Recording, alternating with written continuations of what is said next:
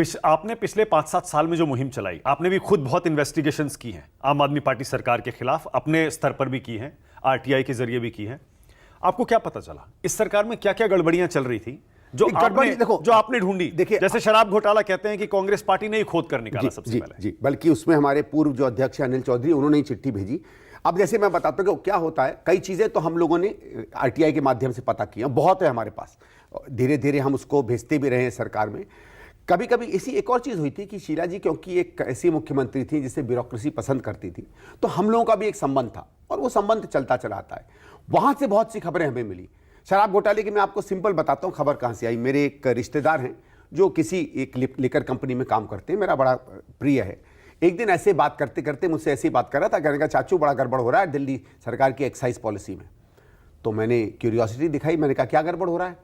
तो उनके ये शब्द हैं, उन्होंने बताया कि ये हम लोगों ने कहा है और हम लोग 800 करोड़ दे रहे हैं। ये मैं बताता हूं उसके शब्द हैं, कोई माने ना माने, गलत सही मैं नहीं कह रहा। चलो, मैंने उससे कहा यार ऐसा कुछ नहीं होता है, कोई इतनी पॉलिसी नहीं चेंज होती है, एक तरीके से डिसमिस कर दिया। 2-3-4 महीने बाद जब पॉलिसी आई, हूबहू वही थी जो उसने मुझे बताई। मेरा माथा ठनका, मैंने कहा यार ये तो गड़बड़ है। एक्साइज पॉलिसी पहले से पता चल जाए तो प्रॉब्लम है ना। ऐसी कई इंस्टेंसेस हैं। दूसरा, बहुत सा हमने रिसर्च किया, जैसे मैं आपको बता रहा हूं, इनकी जितनी भी डेवलपमेंट की या अचीवमेंट्स की क्लेम है, इंक्लूडिंग एजुकेशन, सही में मैं आपको बताता हूं, उनमें घोटाले हैं क्या? कुछ घोटाले भी हैं और झूठ भी है। जो इन्होंने क्लेम किया कि हमने क्रांति करती है, देखिए झूठ और सच तो पॉलिटिक्स में आप भी खुद कह रहे हैं चलता है। मैं तथ्य को लेकर बात कर रहा हूं। इसलिए मैं झूठ और तथ्य क्लेम की नहीं कह रहा। क्लेम में मैं कह सकता हूं मैं अमिताभ बच्चन इतना सुंदर हूं, कोई दिक्कत नहीं है। लेकिन अगर मैं कहूं 8 फुट का हूं तो आप कहोगे भी तो कुछ तो ऐसी चीजें। भ्रष्टाचार कहां है? कौन सा भ्रष्टाचार हुआ है? शराब घोटाले के अलावा हमने तो ऐसा कोई और स्कैम और उसके कागज देखे नहीं। कहीं कोई केस नहीं है, कहीं कुछ नहीं है। देखिए सिंपल चीज है, आपको याद होगा इन्होंने बात की थी हमारे कमरे बहुत सुंदर बने। ठीक है, नॉर्मल कमरा दिल्ली सरकार में 8 से 12 लाख का बनता है, इनका 22 से 24 लाख का बन रहा है। और मैं उसमें एक सिंपल चीज आपको बताता हूं, ये यहां डिबेट की बात नहीं, मैं इस तरह की बात करना नहीं चाहता क्योंकि मैं ज्यादा इस लाइन पे जाता नहीं हूं।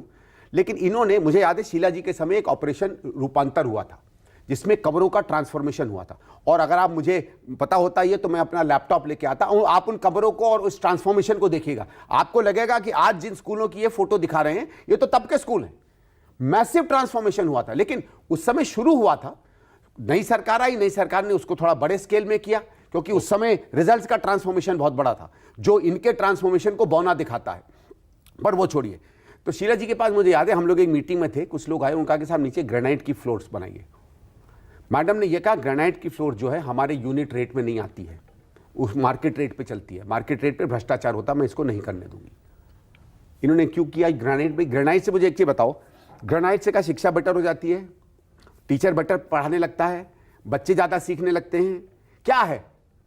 अगर वही फ्लोर आधी कीमत पे, 1/4 कीमत पे टाइल्स पे बन सकती है तो संगमरमर और ग्रेनाइट लगाने की क्या जरूरत? हम घर में लगाएं, हम दिखावा करना चाहते हैं, शो करना चाहते हैं, हमें पसंद है, ठीक है।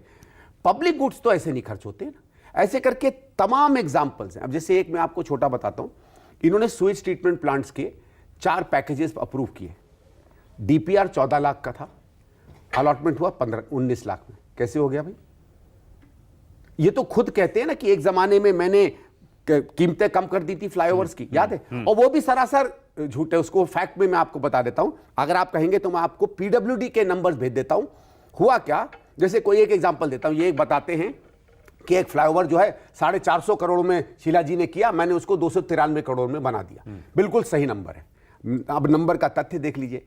डीपीआर बनता है, डिटेल प्रोजेक्ट रिपोर्ट, 2011 में। कैबिनेट एक डिसीजन लेता है टेक्नोलॉजी का बदलने का 2012 में। टेंडरिंग होती है 2012 के एंड में या 2013 में। कौन था सीएम 2013 में? अरविंद जी।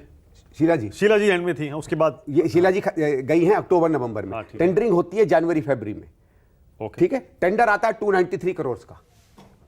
तो पैसा किसने बचाया? जिसने टेंडर साइन किया ना। अच्छा। क्लेम आप कर रहे हैं और ये बात बिल्कुल झूठ बता रहे हैं कि ये तो टेंडरिंग हमसे पहले हो गई थी, और बल्कि जब बनता है तो 310 करोड़ में बनता है इनके राज में, 17 करोड़ ज्यादा में। तो चलो वो छोड़ दो। हाँ। वो छोड़ दो, किसी भी कारण से बनाओ। इन्होंने 7 फ्लाईओवर्स का एग्जांपल दिया कि मैंने 7 फ्लाईओवर्स में पैसे बनाए। सातों के सातों की जो टेंडरिंग थी वो शीला जी के समय हो चुकी थी और उसी रेट पे बने हैं।